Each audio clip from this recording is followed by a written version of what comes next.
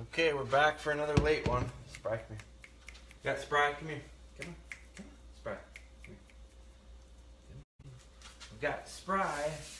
Let me get her up. Now, we went through the long weekend. Stephanie joined in. Hi, Stephanie.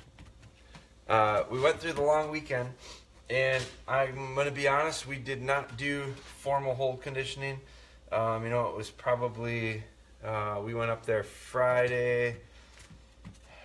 Looks like Steph is really online here making comments too. So welcome everybody. Late tonight, getting in late. I had every reason not to do it tonight. Lots of things going on, and wasn't going to do it, and just figured why not get it in.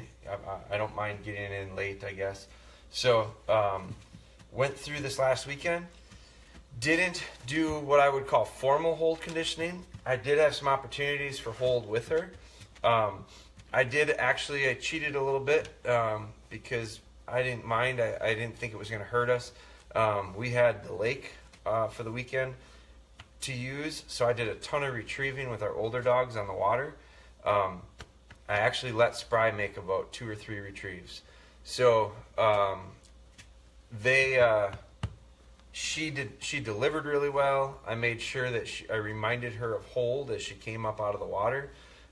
So I don't think it took any steps back. Did it help us move forward? Maybe, maybe not. I don't really know. Tonight what I'm going to do is I'm going to test to see where we're at as far as where we left off. I'm going to have her settle in. Now, because we didn't do hold conditioning over the weekend doesn't mean we didn't not work on anything. We worked on a lot of stuff. She hung out with 3 other dogs and a bunch of people in a cabin in relatively tight quarters, and we didn't have to mess with her. She was on her place a lot. Her foundation stuff was practiced over and over and over again. We were at Mighty Pet this morning with her, so we had into our 3rd week of our secret project with Mighty Pet up in Menominee. So she was with us for that. She was a part of it. I have 2 weeks worth of filmed sessions up there that I'll be slowly sharing here soon.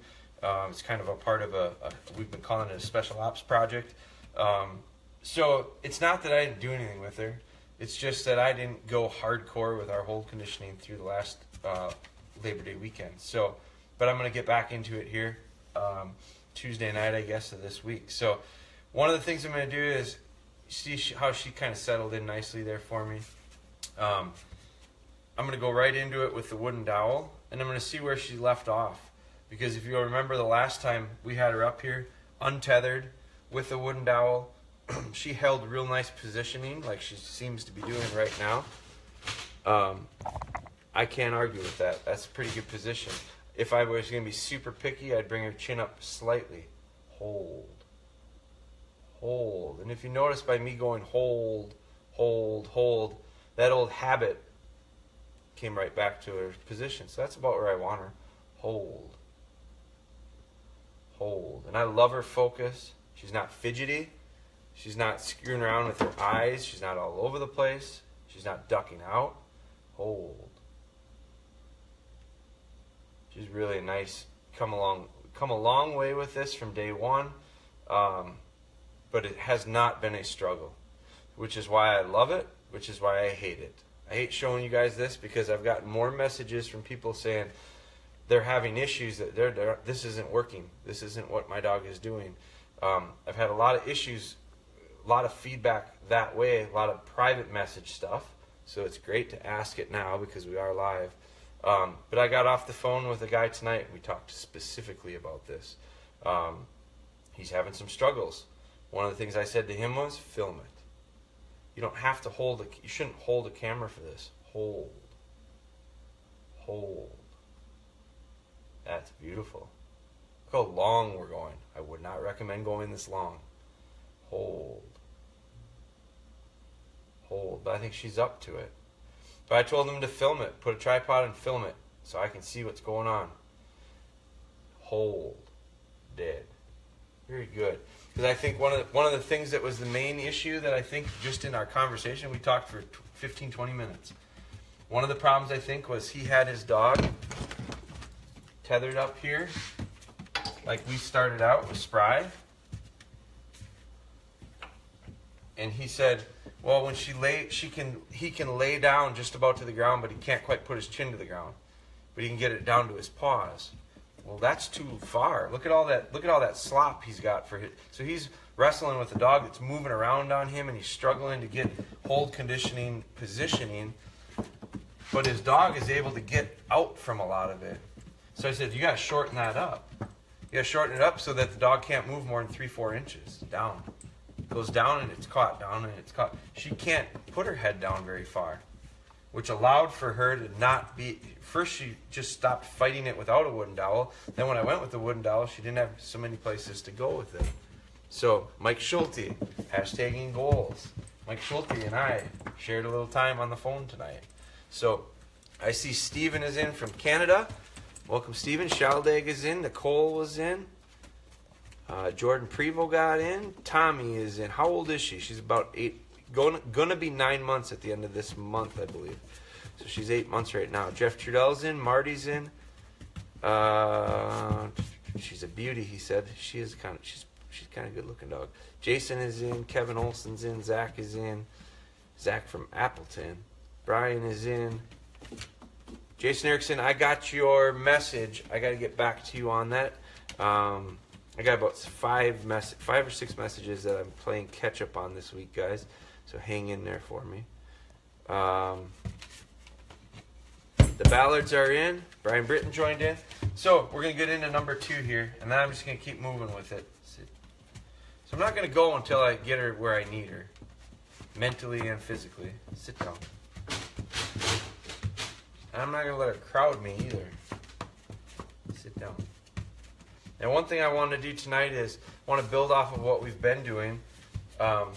See how she's fidgety, checking out over here, checking over there. Well, we're not going to move. We're not going to go forward until I get her dialed in. Sit. So when I dial her in, then we can move. Good. One thing I'm going to do tonight, especially after this first one where she did so well, is I am going to take steps and move her feet. I started doing this the last time, so it's probably 4 days ago now. But I moved her feet. I think last time we did maybe 2 or 3 steps. Nick joined in. Welcome to Angie. Angie, are you leaving any geese around the area? I hear a lot of banging in the morning. So I'm going to move her feet a couple steps. And then I'm going to have her get right back into that position. Because you can see when the dowel goes in, her focus is really sharp. Jeff said he shared it. I appreciate you, Jeff, for sharing these. Ron Herring joined in. Hey, Ron.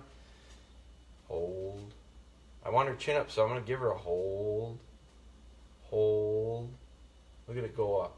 Hold. It's a conditioned response. Hold. Very good. Not real touchy. Chris Smith sent me a video where he was hold conditioning. He's real touchy-feely with his dog. He's all over that dog. Touch, touch, touch, touch, touch. And I think it makes it hard on Fee, which is her sister. I think it makes it hard on her to focus. Hold. But I think Chris worries about boring Fee a lot. We've had this conversation now for a while, and I think he's seen some real nice progress with her by not worrying so much about boring her and keeping her busy. Instead, he's worrying about slowing down and making her focus through those boring times. And all of a sudden, boom, he's starting to see some things move forward a little bit quicker. And the reason they are is because he slowed everything down. Angie says she left a few geese around. We'll see how long that lasts, right, Angie? Should be some molt migrators coming soon. Hold. Hold. Hold. So I've definitely lengthened out the amount of time. Hold. And one positive thing this weekend was when she did retrieve in the water and come out, I didn't even let her get out of the water. But as she came up and she was standing, hold. She held really beautiful. Hold. I used tennis balls and some of those canvas fire hose bumpers that we have. Hold. Very good. Hold. Hold. Good. Nice long repetitions with her. I don't need to do very many. I like stretching them out now because she gets it. Short, choppy cadence so she understands what we want. Now I lengthen them out. So over the course of a week, we've added quite a bit of time to this. Hold. And me jabbering in between. If you notice early on when I was doing this, I said hold a lot. Hold. Hold. Hold. I didn't talk much. But now I'm talking a little bit because now it's a distraction for her. Hold. Good. Good. Hold. 2 hands, fake her out a little. Hold. Reminder with the tone. Hold. Hold. Hold. Dead. Very good. Now I'm going to get her to move her feet. So this time I'm going to start her back a ways. Sit. Come on. Come on. Sit. See how tense she gets? Come on.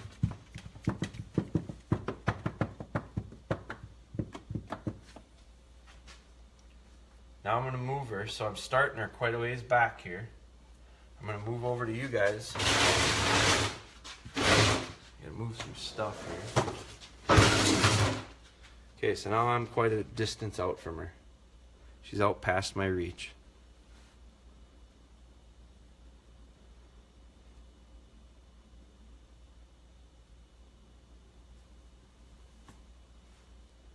Come on, come on.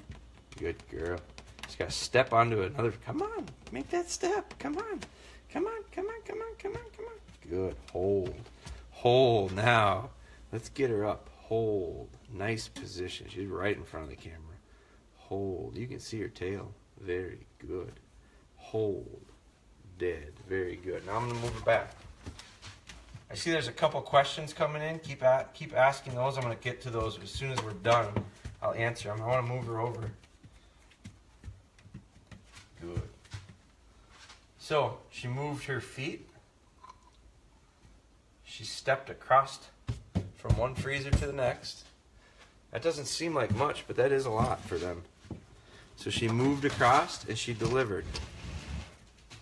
Come on, come on, come on, come on, come on, come on, come on. Right here, right here, right here. Spry, come on, come on, here. Come on, come on, you can do this. Come on, come on, let's go. Hold, right here, come on. Hold, right here. Come on, I just want you to take a step. Come on. Come on. Hold right here. Let me see if I can't move this back a little bit. Give her a little room. Come on. Spry. Come on. Come here. Hold. Hold. Right here. Right here. Right here. Come on. Come on. Come on. Come on. Spry. Come on. Very good. Hold. Hold. Now I'm going to spin this. Hold. Hold. Because she finally came across. Hold. Now I want to get her right back in that spot. Hold. Hold. Hold. Very good. Hold. You can see she puts herself right back in that position that we started out with earlier. Hold. Hold. Very nice. Hold. Hold. Dead. Dead. Very good. All right, come on. Come on back. So, that's going to be it. I'm going to end it on that. We haven't done a session for a while, so I'm going to end it on that. Now, I'm going to go back and look at some of these questions. Let me spin this around. I'll put it on here. Whoa, we're up to 40-some people. Good sharing, everybody. Now, what I need to do is figure out Okay, I'm going to go back and look at questions. So for those who are joining, I wasn't looking at the numbers, but man, you guys really spiked it up. Someone must have made a big share. But hold conditioning tonight, really nice session. I think we did 4 or 5 repetitions after taking 3 days off. So I talk about being consistent. I explained in the beginning why, you know what, I didn't do formal hold over the holiday weekend. But I didn't necessarily take steps backwards. I just didn't take that many steps forward. But we got through it, and I think we actually, the session we did before this one was one of our best ones yet. So we're getting there. We're getting there, slow but sure. But there was a question here. So I have let's see, Jeff says, so I have a 10-week-old pup that I take to work with me every day. I have to put him on a leash when we go out. Obviously, he pulls and can't heel. Suggestions how not to develop a habit that has to be trained out. So Jeff, it's a great question. 10-week-old pup. I love that you're being able to take the dog to work. I had a situation like that where I raised a young pup, took him to work with me every day, had a really good boss that allowed me to do it. So so at 10 weeks old, they're pretty little. I'm assuming at 10 weeks old, you're taking them out. I would carry them out. I wouldn't walk them out because they're probably going to pee on the way out, depending on how far you got to go from their kennel to where you're going to go to the bathroom. So what I would do, Jeff, is I'd pick the puppy up, I'd carry it to the spot where I want it to go to the bathroom. I'd set it down on a lead, that's fine, flat collar. I won't have a slip or anything on it yet, but a little flat collar, put it down, tell them to hurry up. Hurry up, hurry up, hurry up, hurry up, hurry up. My dog hears that and she wants to pee because she's so used to hearing that when she has her little bathroom breaks. So I'd hurry up, hurry up, hurry up, let the pup go to the bathroom, pick it back up, put it back in the kennel, and go on with the day. Unless you're saying you've got some time to spend with it, that's fine too. I don't know what the situation is, Jeff, as far as where you are, what the layout is. Are you in a park? Are you in? So if reading this, it says I have to put him on a leash when we go out. I'm assuming that means you're in a spot where you can't have him off lead. So what I would do is, he wants to pull and can't heel. I wouldn't be taking him for a walk. I'd carry him to where I want to go. I'd set him down. I'd use that leash as merely a restraint to keep him from running off. Let him go to the bathroom. I'd pick him back up and I'd bring him back in. So I wouldn't, it doesn't hurt to coax the pup along. What you want to be careful is you got to realize you're not doing heel sessions. You're not work. So I love that you're looking ahead and going, I don't want to form a bad habit that you got to train out later. But also try to figure out if you can't. I take little puppies on walks with me, usually with our older dogs off lead early. And then, it's 10, 11, 12 weeks, I might put them on a flat collar and let them just kind of, what I call pack in. I heel the other dogs. You guys have seen this a million times on our lives, and especially with Live with Spry when she was little. And I say they pack in with us because I put the other dogs on heel, so they're in good position. And that little puppy just kind of fits right in there and forms a habit of, I'm forming a habit, and it's a good one as opposed to the bad ones. So, I think that's how I would handle that, Jeff. But try to get something good out of it. You might be able to get something pretty good out of those. I trained a really nice dog to heel working in downtown Madison because we went up and down a lot of steps, and steps are a great place to train heel. So, Spry, sit down. So, Jordan got in from Michigan. She's getting big, says Josh. She is. I think she's about full grown, guys. She's not going to be a very big dog. I expect her, I don't expect her much more than 45 pounds. She's probably about 42 right now, 41, 42 pounds. Angie was in, Nick was in, Ron was in, we saw that. There was a couple more questions here. Drifter did amazing with the water retrievers. I've been kind of following along. Angie's been on some early goose hunts here. Spry's looking good. She's doing great. She looks great. Tony's got a question. Why the wooden dowel, not a deadfall, trainer, or bumper? We are going through hold conditioning, Tony. So what I start out with a wooden dowel because if it happens to not be a real fun thing early on, which it can be not that much fun to begin with, I don't want to associate it with something that I want them to like. So we are not force fetching. Big difference between force fetch and hold conditioning. We are not force fetching. So we're going to use the wooden dowel to start off and form this habit, because if it isn't something that's really that great for her, she doesn't hold it against me when it comes to canvas bumpers, fire hose bumpers. So that's what I'm gonna use. Now I am gonna switch over.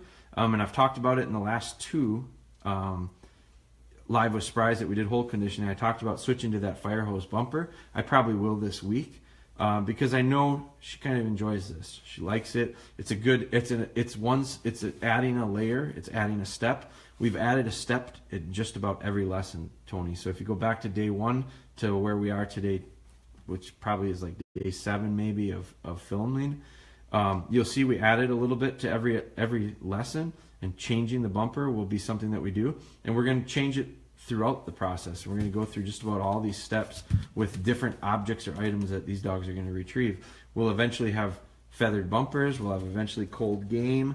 We'll have hard horns eventually with dogs. We'll have training bumpers, training dummies, shed shape, all sorts of stuff. So is it harder to train with an older dog? Jordan, what do you mean by that? You mean do this with a dog? All right, I just had a bad reception, so I'm going to wrap it up here before I lose it, because we've struggled with our reception, and now we finally had some good stuff. So is it harder to train with an older dog? I don't think it's hard. I think sometimes you have older dogs that have habits that are formed that need to be changed or reversed, and sometimes that can take longer. So I don't know that it's harder. I think it's nicer with older dogs because they typically have some foundation work already in place, so things can usually go a little bit quicker, is what I find, in the grand scheme of things, the big picture. Thanks for the advice for the trainer. Tomorrow is a new day. So Mike is who we had a good conversation with tonight, and we had another person that I played some phone tag with tonight that's been doing some struggling, so trying to catch up with them as well. Chris joined in. Wasik was in. Dan, she is a keeper. She's all right. Clint was in. Jeff Williams joined. We are live, Jeff. So if you got questions, fire. Zach Paul, I'm having trouble with my dog a little. He's really good at retrieving, but when we are out in the woods and I say a command, find it, he goes about 10 yards and turns back around and comes to me. Got any ideas? So it's probably connected to some of the drills you're doing, Zach. Dogs form habits. Habits are formed by repetition and consistency. If your dog goes out 10 yards and turns around, he's probably used to making some finds relatively quickly in your training sessions and within certain distances. I think dogs develop a sense of where and a feel for how far out that they make retrieves. Now I use that to my advantage to avoid dogs getting out of range. I don't like dogs that work out too far, so I don't let them find retrieves out beyond what I want them to have range at. You might have the opposite right now. You might have a setup where your situation or your training, your dog's always finding something pretty close to you, so why go any further? So I think what that takes is probably expanding on some of your drills. I don't know what drills you're doing exactly, Zach, but I like to get dogs to work at a comfortable range. I like to do some quartering and casting drills. I like some 45-degree angles. I mow strips, and I work from one end of a strip to another, and then I peep a whistle and I turn them, and I go about 45-degree angle the opposite, and I get these dogs to work within certain areas, and then I'll have them hunt on a hunt command like you're saying, find it, and I'll let them hunt and hunt and hunt and hunt, and then all of a sudden they get a find. So we've showed those drills. They're in our DVD, and we also have done some of those live. So it's probably connected back, Zach. The fix is probably doing some drills that will get the dog to work into the range that you want, and make some finds there, as opposed to, it sounds like you got a dog working a little bit closer. Do you know why bread or yeast is bad for dogs? Don't know. Don't tell me it's a joke, Dan. If it's a joke, I don't know the joke. I don't know the punchline to it. I don't know. I've used bread at times to give pills in the past. I don't necessarily give them a lot of it, but Jeff says he says go potty. I say hurry up. You can say whatever you want as long as you say it consistently. Trevor joined in. Nicole is in. Nicole is who we played a little phone tag with tonight. Is walking with your dog considered healing, or is heel command and just walking with your dog two different things? I was told this weekend by another trainer, Maverick doesn't know heel because he's always got his head, shoulders above my legs. I don't know how to correct it. He's always ahead and too far away from me. All we've been doing is really is sitting all the time unless I heel him to go to the bathroom. I feel like he's not understanding the whole off switch thing. He's also so wound, and then it cut off. So Nicole, is walking with your dog considered healing? Well, that's a terminology difference. When I say heel, I mean like a heel position, and my heel position is my preference is the left-hand side, and I like them to be about their shoulder, about in line with my knee. So I give them a little bit of a flexibility. Taylor and Ellie have been able to heel off lead on my right-hand side because it gets a little too crowded on my left-hand side. I've got too many dogs over there now. So when you say, is walking with your dog considered healing? Yes, I think it is.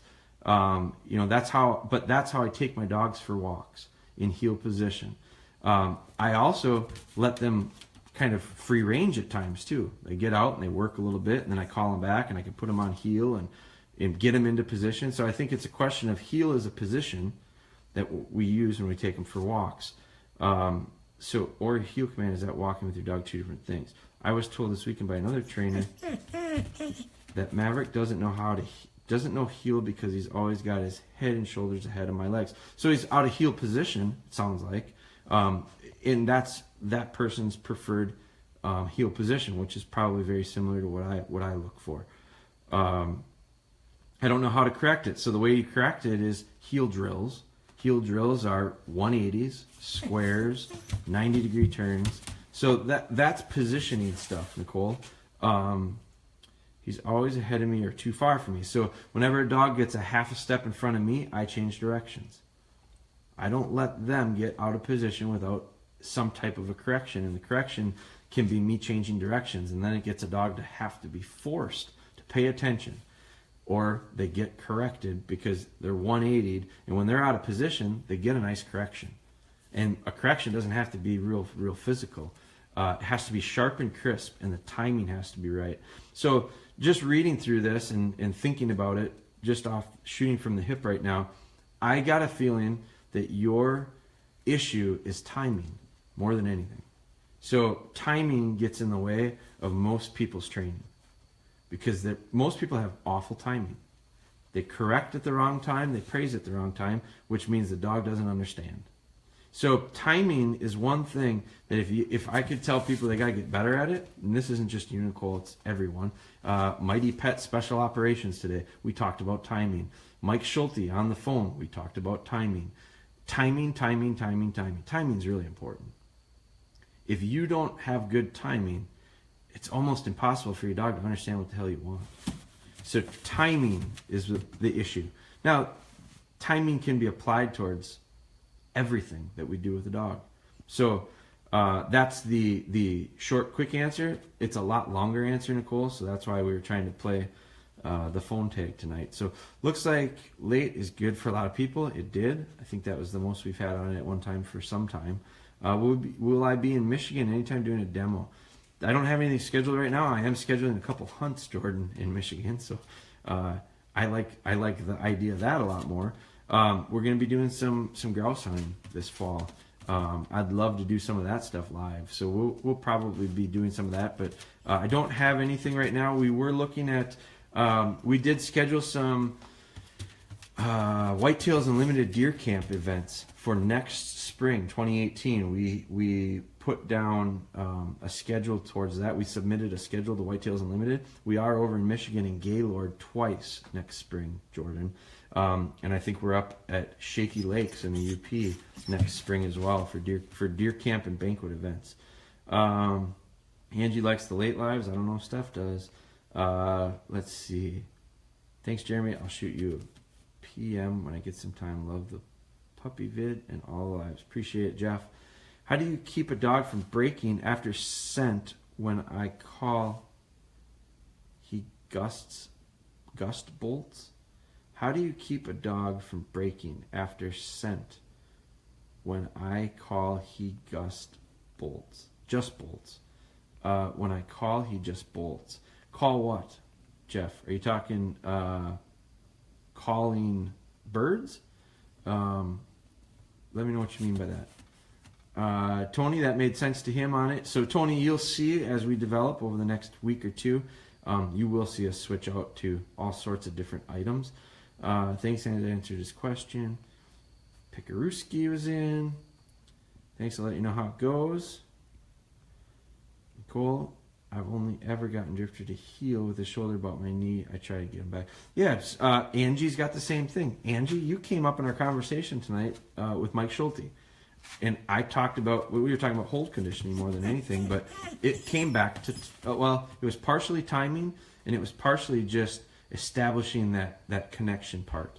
A little bit off subject, but yeah, Angie will be in a new production that we're working on right now with some heel work, because we got some really interesting stuff with Angie on heel work that we caught during a workshop. And it's not bad, Angie, so don't worry about that. Thor is the same way. Jeff Trudell saw it, and I saw that with Angie, or with Jeff at another workshop, a different workshop. 180 drills are great. That they do work well. Jeff, I thought it was because I was teaching him block when I have seizures, and that could get into it because Angie uses her dog for all sorts of stuff.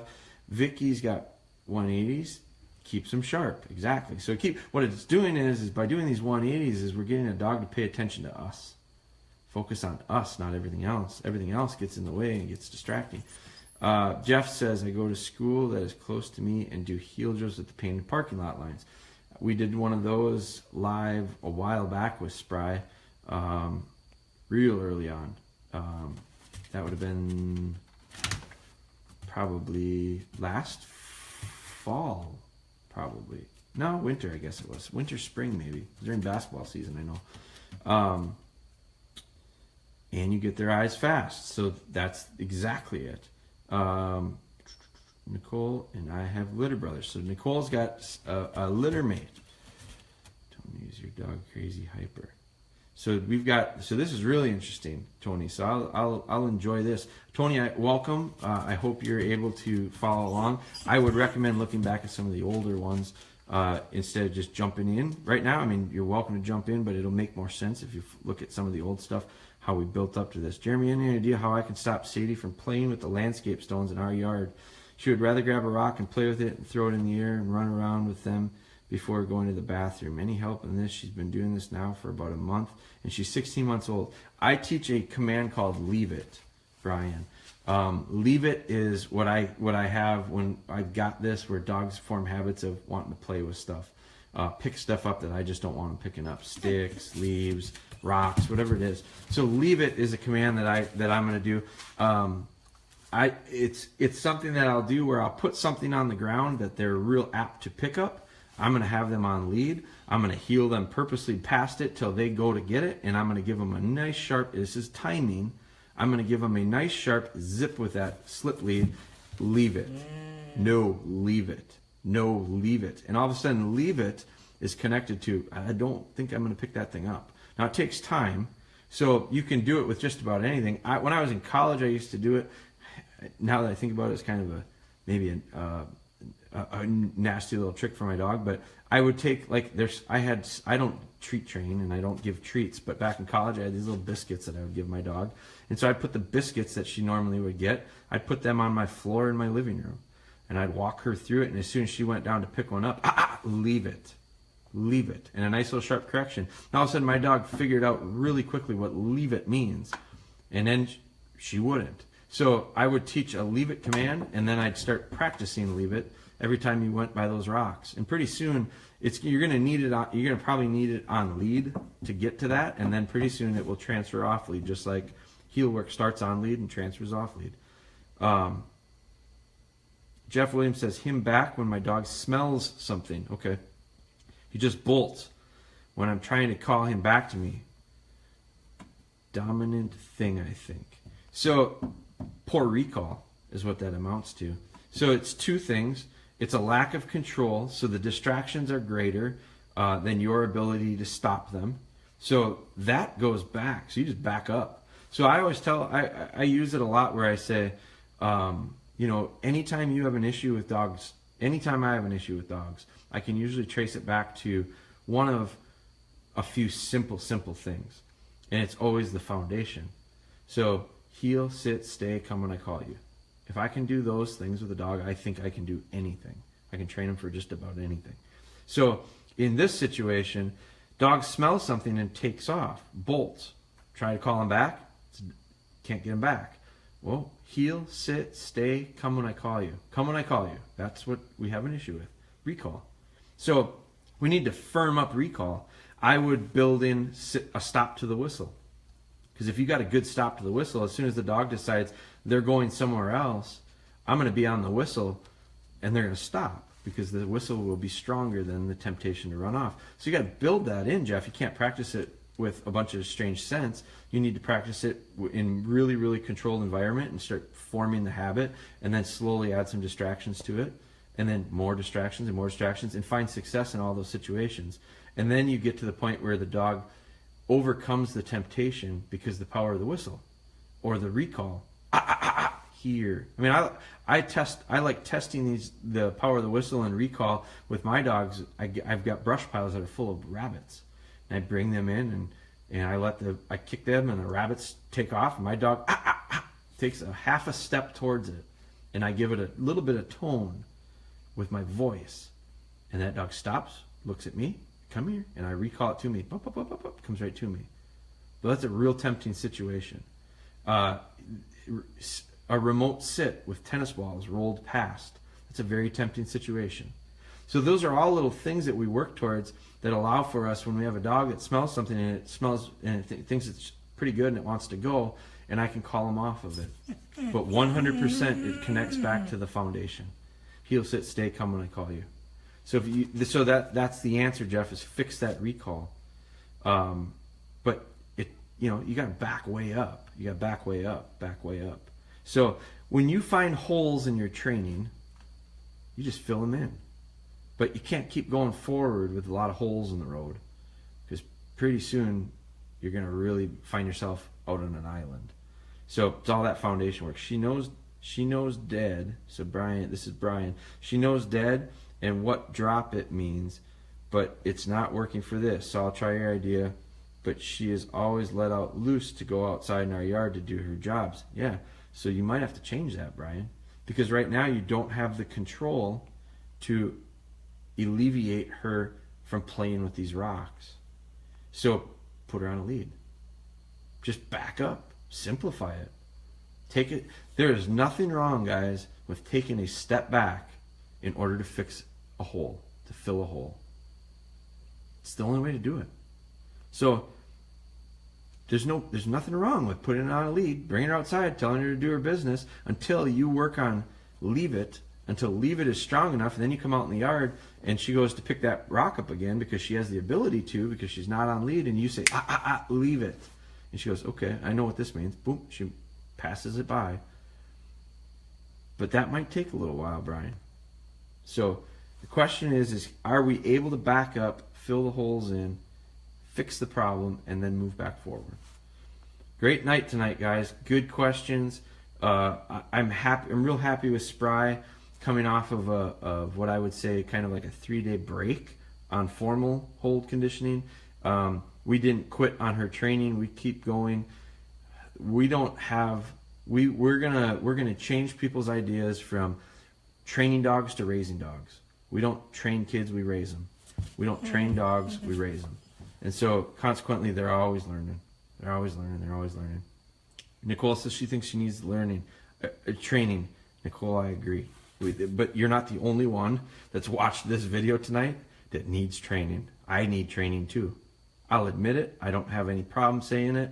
There's a lot of things, guys, that I can learn to get better at this. And so when people start realizing that and taking a little step back and going, you know what? I don't know everything. And there's a lot of things that I'm going to make mistakes with.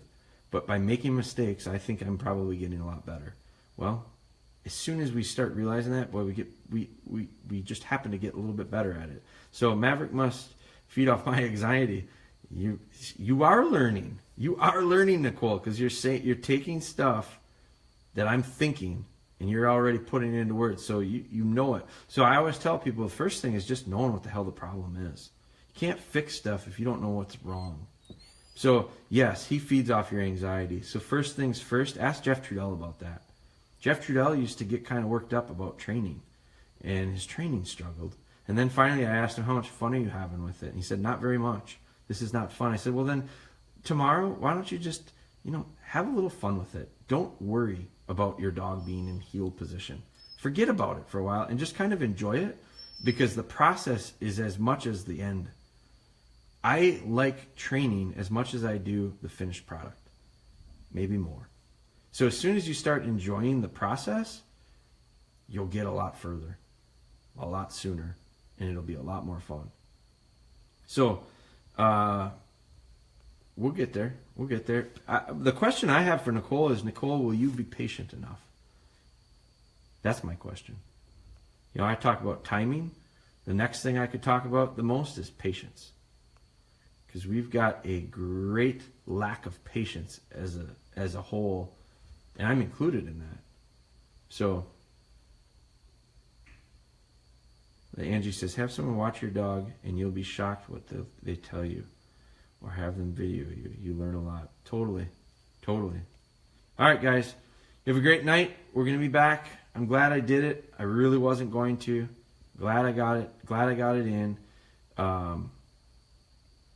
We'll get better. Be patient, and then be more patient.